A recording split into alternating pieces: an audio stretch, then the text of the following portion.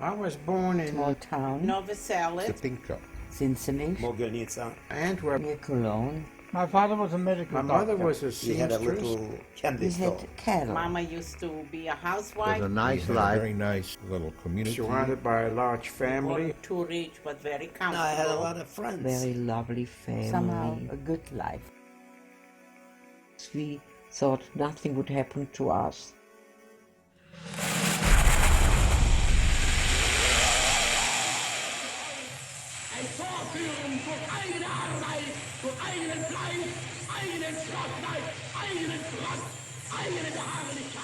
When Hitler invaded By the German They've troops. taken all the Jews out of their invaded our homes, destroyed all the businesses, added all the Those glass. planes striving the Bought city. synagogues. You could have heard the bombs, you could have Lined heard the us up. We shooting. were loaded on train on a cattle train. Into loaded us railroad up in cars. railroad They send us to From Auschwitz. to Auschwitz. You West know, Theresienstadt took my hair now. off. Stripped of our I was clothes, tattooed. our numbers. immediately gave There us. people They had laying thrown on out the And that's where we bodies, saw all taken right away to the gas aisles. station. You Of could have dead heard the bodies That's the last screaming. time we That's saw the my last I father saw and my that's the last time I saw my We had to mother. go on a death And march. they were put on the death march. We all gonna die. They left us for dead. It was like a nightmare. And I survived it.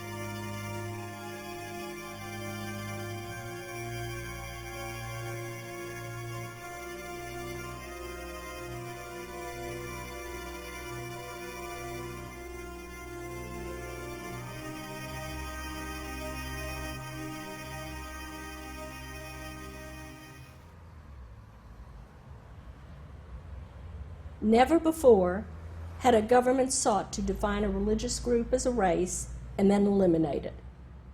Never before had a government harnessed technology for the purpose of constructing death camps. Never before had a government sought to dehumanize a group through a systematic use of propaganda, education, radio, and literature. I realize that it's true. You can read countless numbers of books and watch hours of documentaries concerning the Holocaust, but there is nothing like having the opportunity to listen to someone who has actually been there and experienced this. It's a great pleasure and honor for me to introduce to you a very special gentleman who has come today to share his story of survival with us. His name is Mr. Max Steinmetz.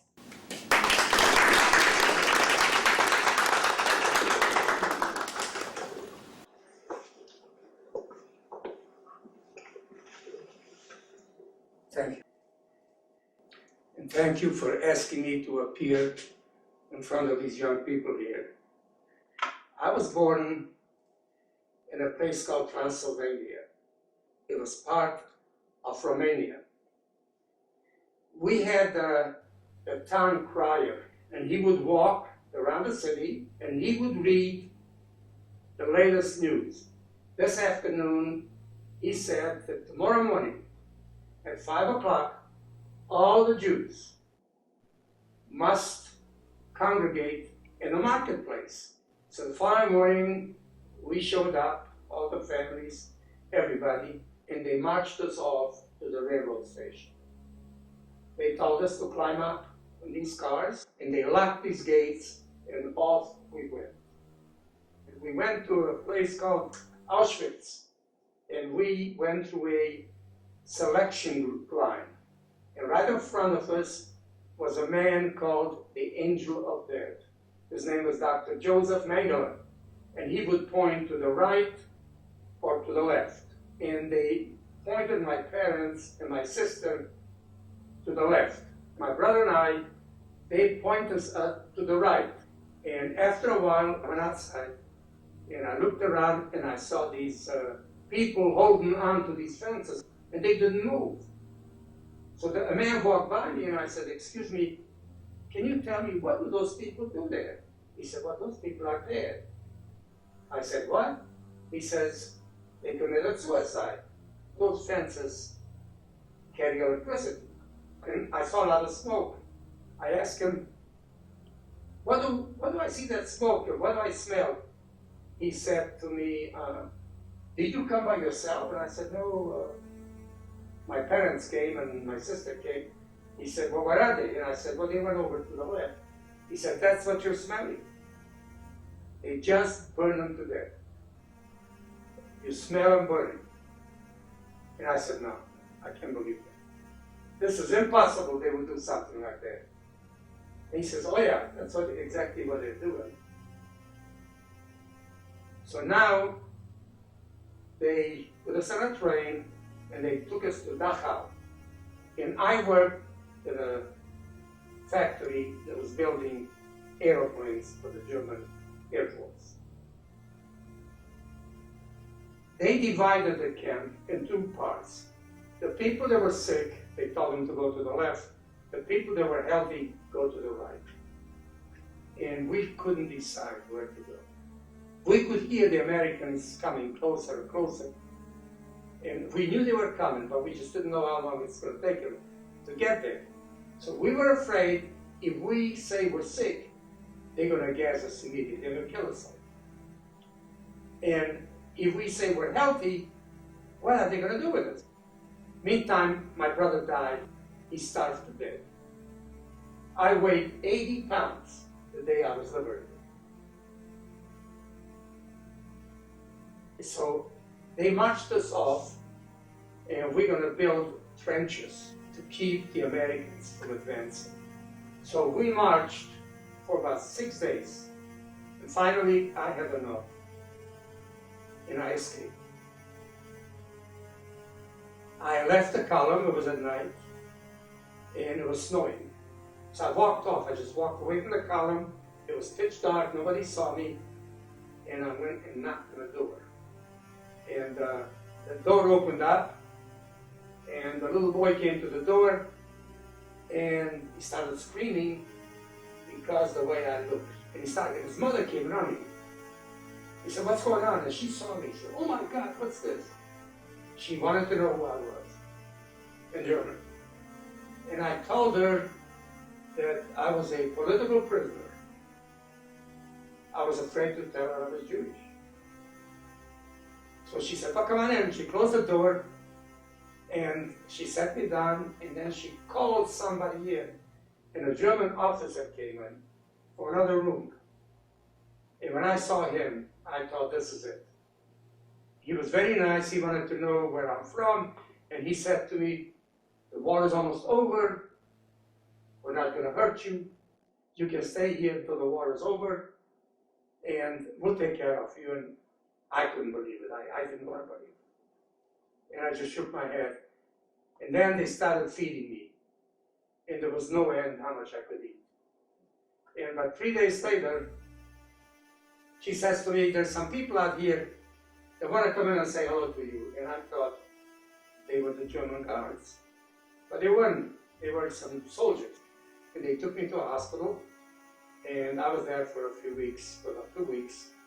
And I went to a DP camp, which stands for Displaced Persons Camp. And I went to school. They had special schools for us there. So I applied for a visa to come here to the States. So I came to the States.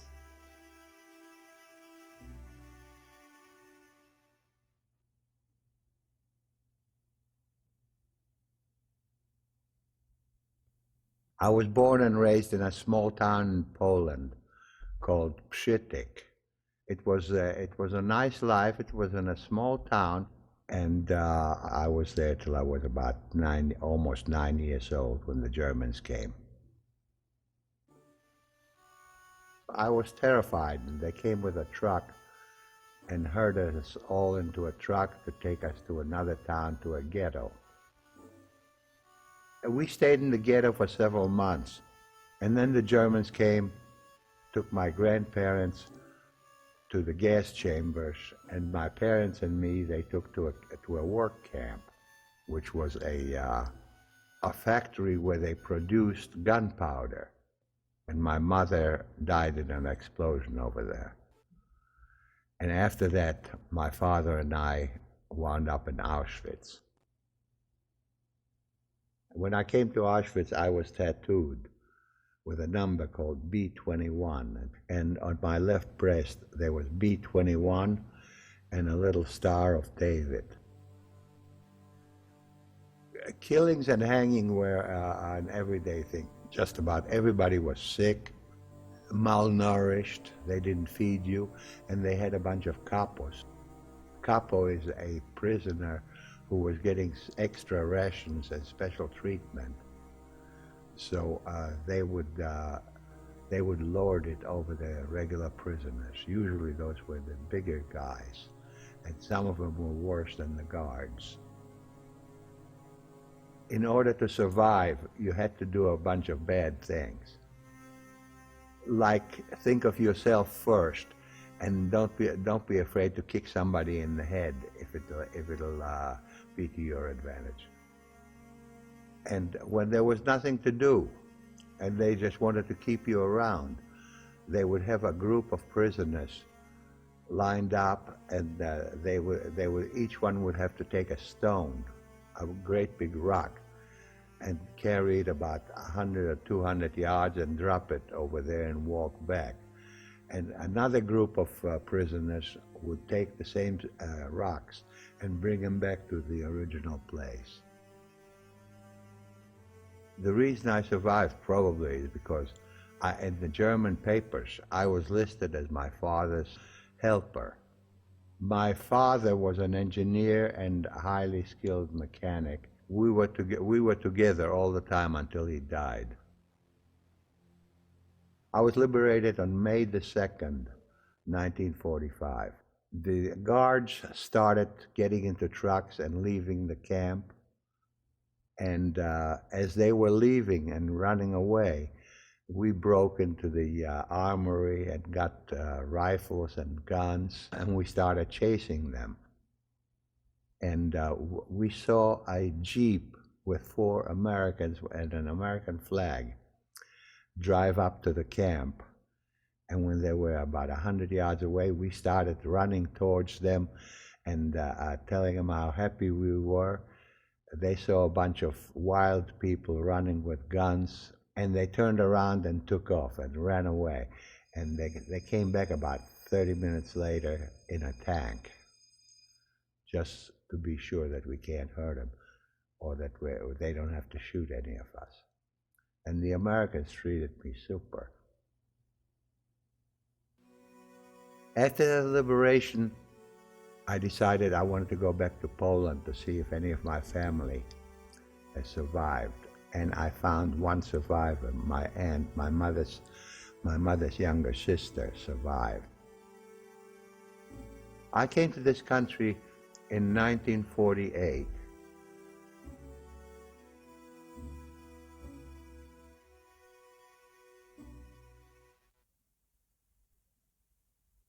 I was born in a small town in Germany. Near Cologne. Zinzendorf is the city. There were 5 of us. I had a brother and a sister and me and mother and father. We lived in the city, but still it was more or less a farm. My father was a cattle dealer. It was somehow a good life for us. We never felt till crystal night that people were nice to us. Children would call you dirty Jew, and they throw stones at you. Not everybody, they had friends, but of course they were too scared to play with us.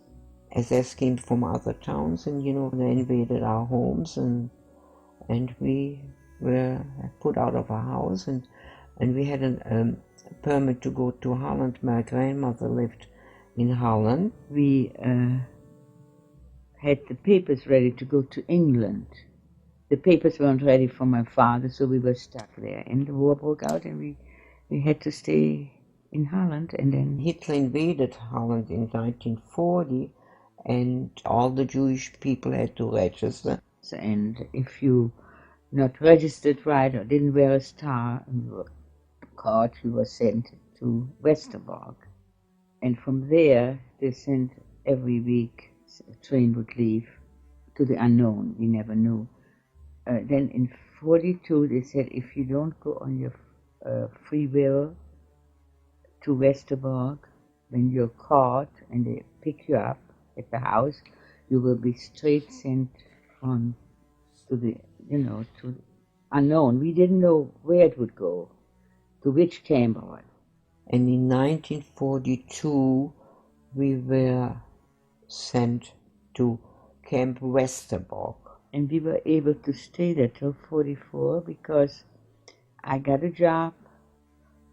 I could walk out of the camp to keep the house, clean the house. I worked outside for Dutch SS or something. All the Jewish people had to work, and so that way then they wouldn't be sent off to the unknown. But one day my brother worked in a machine shop and he didn't greet the SS like he should have, and didn't take his cap off. The young SS said, you cannot greet me even properly, you dirty Jew. So he was put on the next transport, and my father said, if he goes, we all go. So we all went to Theresienstadt, Teresin. And the reason we were sent to Theresienstadt, my father had served in the First World War, and he had the Iron Cross. For that, instead of being sent to Auschwitz right away, we were sent to Theresienstadt. But one day the International Red Cross came and wanted to show the world how beautiful we are taken care of. We had to plant flowers. And the day after they left, we went sent on to Auschwitz. Went on a cattle train with just low water and not much to eat. We got off the train and they took the children. And then they were crying and they said, oh, come on, mother, keep them happy, so they'll be happy. You go with them. And it meant that they were right away sent to the gas chamber. We were stripped of our clothes and put prison clothes on and went out on the other side, and that's where we were tattooed, our numbers. They gave us a towel and they said, this is the bathhouse and for being disinfected. We went through there and not realizing that it was the gas chamber, and they opened up the back door and let us out. And one day we were there not very long, and my mother was separated that time from us, and we were loaded on trucks. And we never saw again. And we told my father, we saw him once more, and he had told us the two of us will get out. So please remember, we have family in America, and they will take care of you. And so he blessed us, and then we told him goodbye. They selected us again for a work camp, and that was near Danzig in Proust, and there were 800 girls, and we had to do labor there. And one day they were passing French prisoner of war, and one of them threw a little paper, and I picked it up, and I don't know what was in the paper, but when I came back from work that night, I was asked to come to the SS quarter, and I was whipped with a horse whip. Then the next day I had to go to work, and when I was working, and the SS wouldn't look, I would just pretend I was working, but I was very badly hurt in my back, and I survived it. It was hard labor, and in the meantime, we didn't have much to eat. We got maybe one piece of bread and then some soup. We had a bowl, one bowl each, where we could have our soup in, and that was our most prized possession.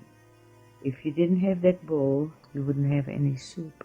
So, and people stole and act like animals when in despair. So we always kept more or less in the background. In December of 44, January, I don't know the dates exactly, the Russians were invading that part of Poland, and we were put on the death march. And we started out with about 800 girls, and we marched, and we were to be drowned in the Baltic Sea. Whoever could walk was all right, and then some stayed on the side of the road that couldn't walk anymore. And when we were out of earshot, we hear the guns, and then they shot them. And one day when we marched, I said, Ruth, I cannot walk anymore. And there were wagons were parked middle of the night, and she shoved me between the wheels of the carriage or whatever there. And in the morning, our transport had gone by then already. We were coming closer and closer to the Russians. They were fighting, and we wanted to run over to the Russians, and we were caught in the nets, and if we wouldn't have gone back, Germans would have shot us. That evening, the SS, there were only about 50 girls left out of the 800. And he said, if your life is dear to you, you run wherever you want to. I don't want to be caught by the Russians. And while we were walking, this Russian soldier came up to us. He asked if we were Jewish. And he said, come, I will get you somebody who can speak Yiddish or whatever. And he came with a soldier, and he put us in a house somewhere. And they said, oh, come in. We have more people here. And we go in there, and the whole room was full of SS. They were guarding the French prisoners of war. And they were sitting in the back, said, oh, come, we'll give you the bed. But we were scared, something might happen to us. And said, no, we'll sit here in the corner. We sat next to a corner in a cabinet, and we leaned on each other, and we fell asleep. And in the morning, we wake up, and the whole farm was empty. The Russians had come through, and we never had heard one thing. They left us for dead. And we went to the railway station. There was a car said Prague, and we climbed up on the boxcar and wound up in Czechoslovakia. In Pilsen was the Dutch army.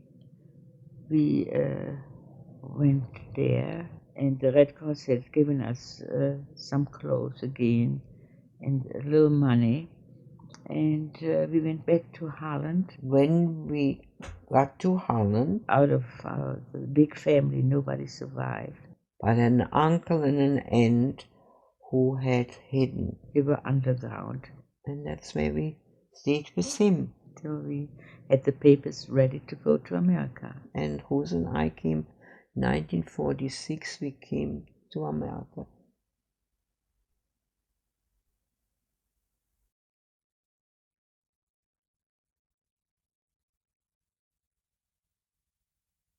I was born in Czechoslovakia, but I was raised in Romania, in a little town named Sipinka. I was about 10, 11 years old when the war broke out. The Hungarians came into occupied Romania. They took us into the ghetto. And from there, we were taken into what we later found out was Auschwitz, Birkenau. lined us up. The woman is one line, men another line, and that's the last time I remember seeing my mother and my sisters and my father. My brother and I were taken into some barracks. They came in and asked if any mechanics, I know something about blacksmith, about being a mechanic. So my brother and I were taken out. They cut my hair off. They gave us striped uniforms. They were putting up prefabrication walls where the Germans were bringing in all kind of a military equipment to be fixed out there. I was fortunate enough to be taken into the labor force. Too young or anyone older than upper 40s or 50s, they did not have a chance. After we came in, they were gassed. But the people who were selected for labor, most of those didn't survive either. While we were in the camp, the guards kept counting us over and over down there. During the night, I was taken out that camp, and my brother was left in that camp. We were taken out in the side roads, and we could hear some bombardment not far away. My brother was liberated by the Russian army. I wasn't so fortunate. The first night that we left, a number of our people disappeared. We could see up in the sky so many airplanes. The earth was actually shaken. We were put into a train to Bergen-Belsen. I was so weak already that I could not really walk on my own. 2 or 3 of us were holding on like to each other like drunks. The army disappeared. They didn't have time, or they didn't want to kill us all. We were put into Bergen-Belsen and they disappeared. If it had lasted another day or 2, I don't think I would have made it. All I heard, the British army is circling around the perimeter of the camp. When they came in, they didn't know what to do with us either.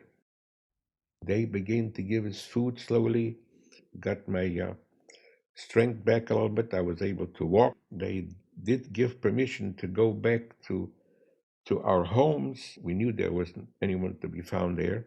I wanted to go get out of the camp.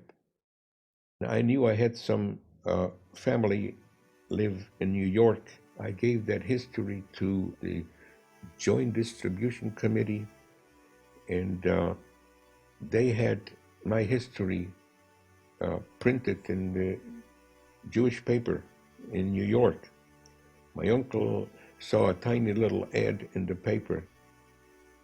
About 5 or 6 months later, I was given permission to come to the United States.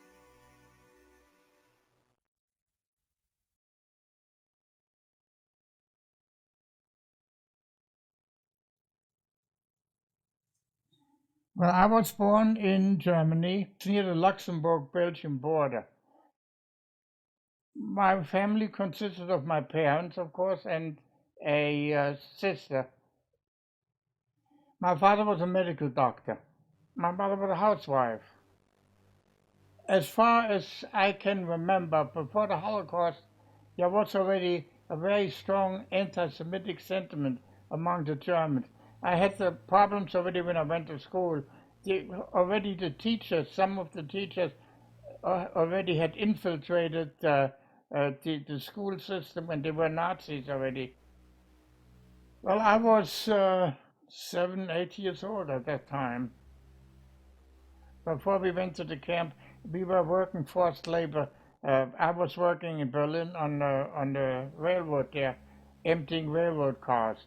And on this stage, Dr. Goebbels, who was the Minister of Enlightenment and Propaganda, he promised Hitler that there would be no Jews anymore in Berlin at his birthday.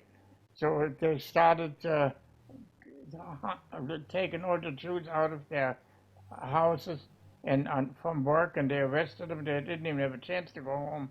And that's what happened to me. I saw my mother go to the subway in the morning, and I went to the subway, and that's the last I saw of her. I was 19 years old when I was arrested and brought to Auschwitz. My sister was lucky. 3 months before the war started in Germany, she went to England. When I arrived in Auschwitz about 2 or 3 days later, it was the middle of the night, and the SS opened up, and there was a big ramp, and there were all kinds of spotlights there. Those were usually women and children and older people, and but also young people went into the camp, and the rest were immediately gassed. So we would build factories there to make artificial rubber. It was very rough. This camp that I went to was very rough. The people in charge of the work battalions were usually prisoners, German prisoners, that were taken out of a regular prison, and they were in charge of it. Of course, they were very rough. We didn't get any food there except 2 slices of bread. The bread was made of chestnut flour and was held together with sawdust. The first job I had was carrying cement bags. It was really a unnecessary job. I think some of these jobs were just done to annoy or to kill the prisoners. After all, a prisoner was supposed to live no longer than 3 months. At one time, the commander at Auschwitz said, "I can't take no more people. They don't die fast enough." There were some people who were beaten to death. We had hangings over there almost every second, third day. We had roll call twice a day, and usually the hangings were at night, in the evening when we came back from work. At night we had like a 2-wheeled wagon. We used to put the corpses on them and bring them back, because when they had a roll call, they had to have the right total. After the Russian army came to Auschwitz, the Germans took us back into Germany, and we had to go on a death march there for 2-3 days, and they put us again on in railroad cars, on a train there. We went to Dachau, and that's where I contacted typhus, and I was lucky that eight days after I contacted typhus, the Americans came. And I went into a hospital there, and I got good care. The Americans took good care of me. And then I went, in 1947, I came to the States.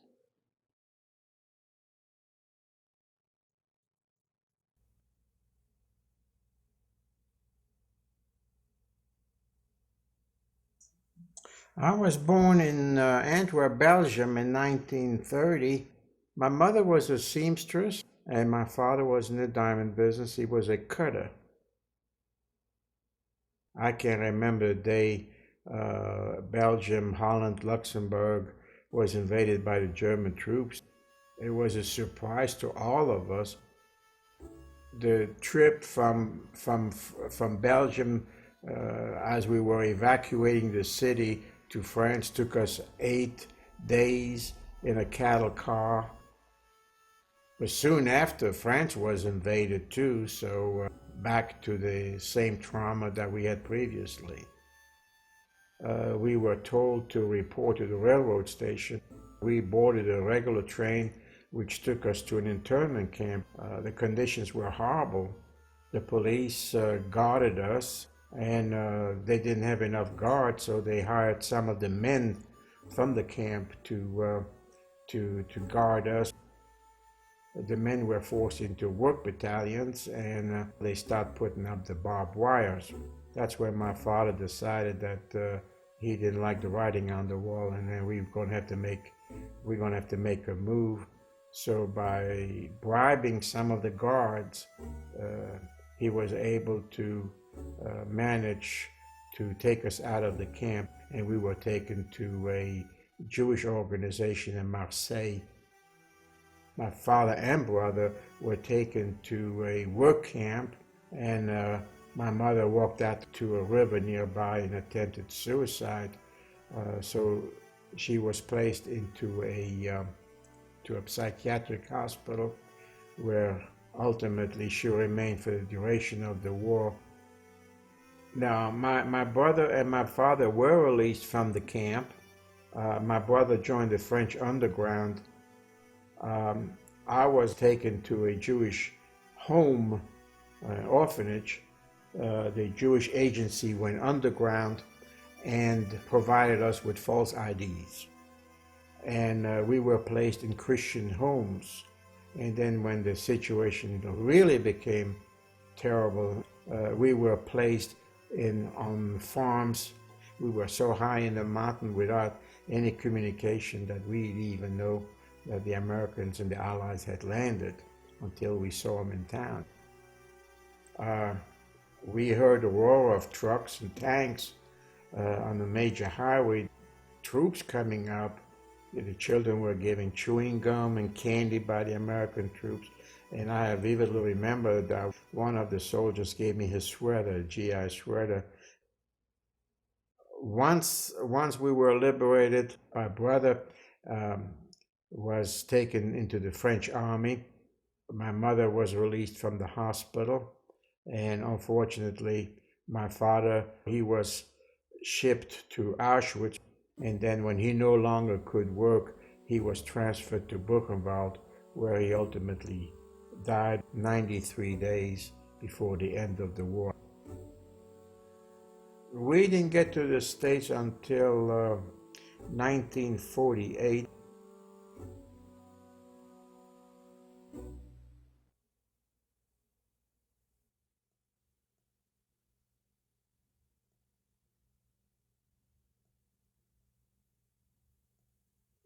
I was born in Poland in a city named Mogilnica, and I was raised in the same city.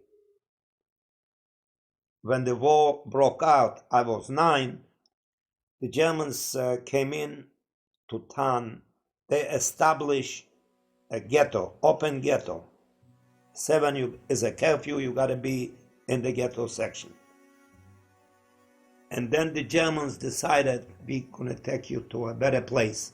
And they took us to the real ghetto. Warsaw was a closed ghetto.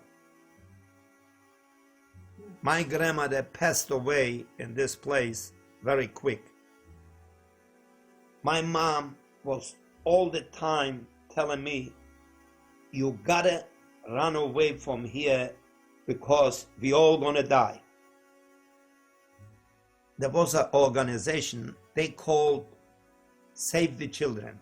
They would pay off in the Polish police, and they would let out children. The Polacks would catch him and give him back to the Germans. Somehow, I ran away very quick, back to my hometown. My father has many gentle Polish friends. So I went down to one of the friends. He says, listen, I cannot hide you in my house. Why don't you go to the forest where the Jewish cemetery, and I bring you food and some clothes in the night, and I made me a hiding place. He says, my son is going to come every second day or third day. He's going to bring you some food. And one time he brought me food, and I saw, in his eyes that he is not too satisfied.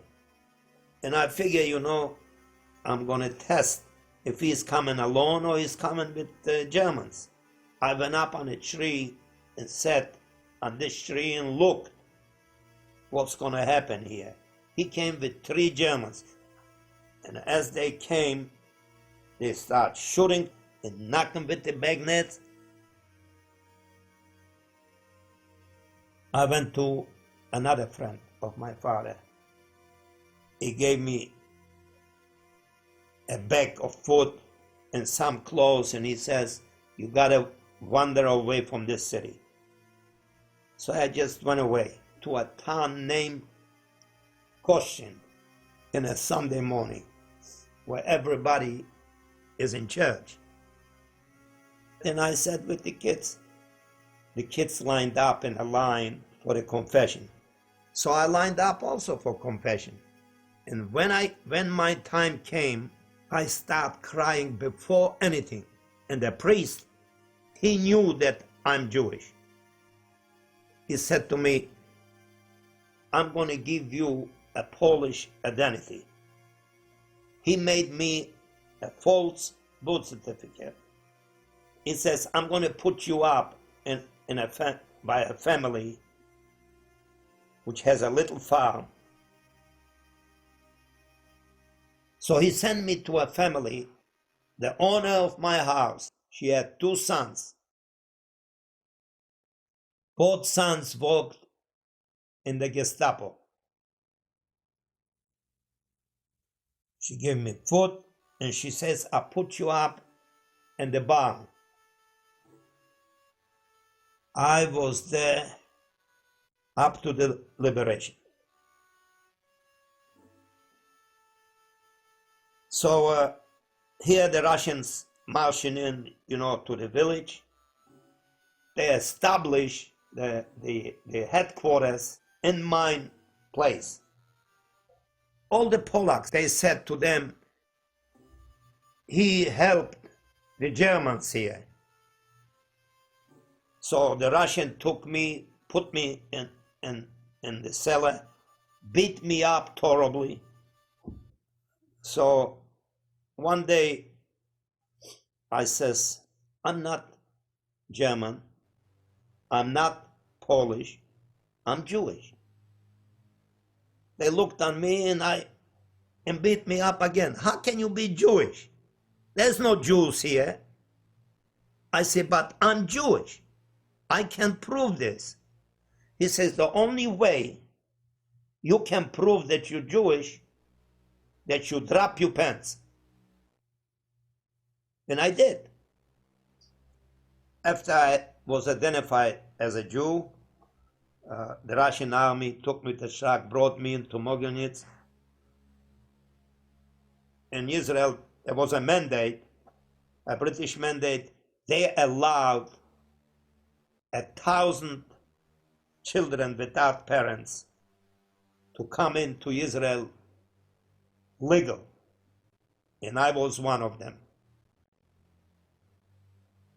I had an uncle and aunt in Charleston, South Carolina, saying, we would like you to be here with the whole family.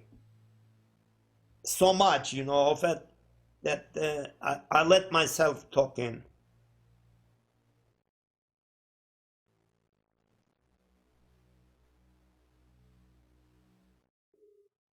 I was born in Novi Selig, which was Russia, Bessarabia, and I was raised in the same town.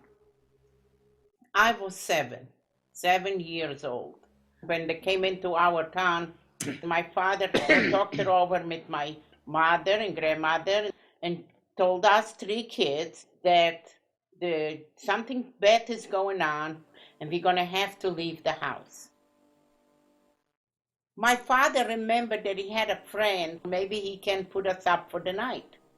And he opened the door.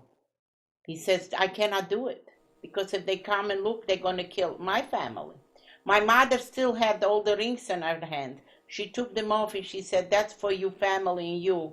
Then he broke down and he said, okay, I'm going to take you to the mill. And he said, before it gets light, you're going to have to leave because they're not too far away from us.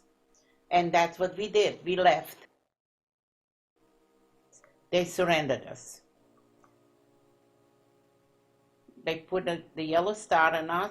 They start separating. And I remember I hold on to my parents. We came to a place, it's called Mogilov.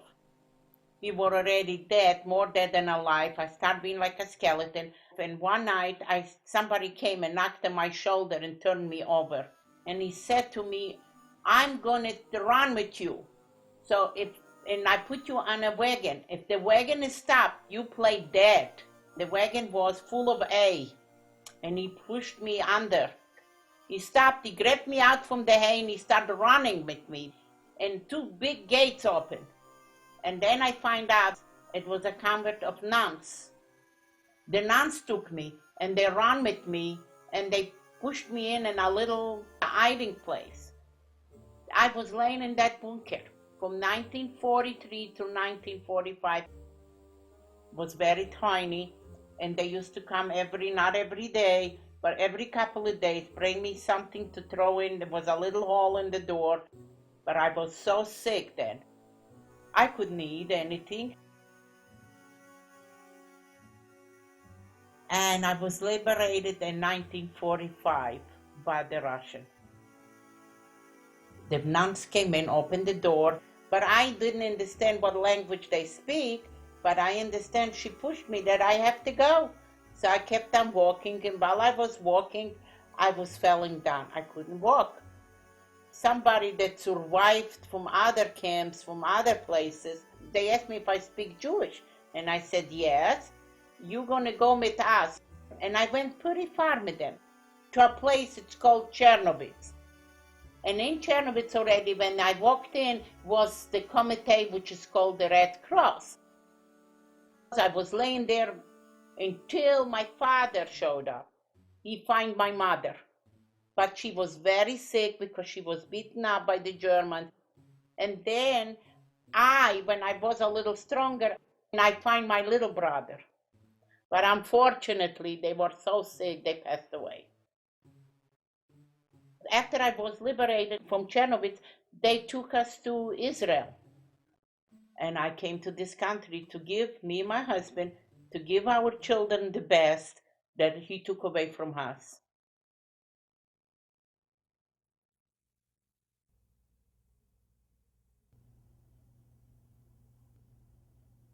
And here I am now. If you all have any questions, I'll be happy to answer anything y'all want to ask me. How do you respond to those who say the Holocaust never existed? What do you think about that? All I can do is tell them I was there and I saw it, but there's no answer. You can't prove it for those people. How can they not believe it? It's been proven thousands and thousands of times. I tell the students when I visit with them that they are really blessed because this is the last generation of Holocaust survivors that they will be able to meet and really get the true story of the Holocaust, because later on in history, it's just going to be a small chapter, and God knows how small it will be, and those deniers will continue to deny that, and we must be vigilant enough to know the truth, and the truth will prevail, hopefully.